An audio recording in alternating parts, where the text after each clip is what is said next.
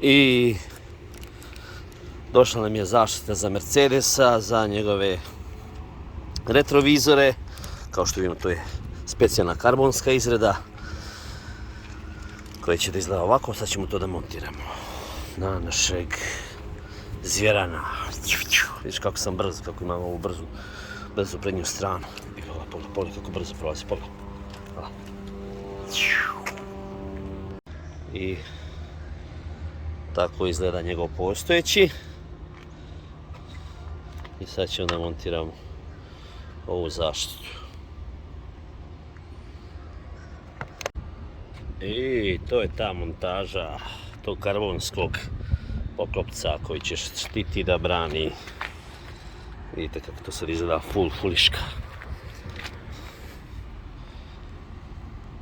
Šoferu dodaj gas, ne daj nikom ispred nas. Šoferu dodaj gas, ne daj nikom. Šumacheru povoj, ajmo gas.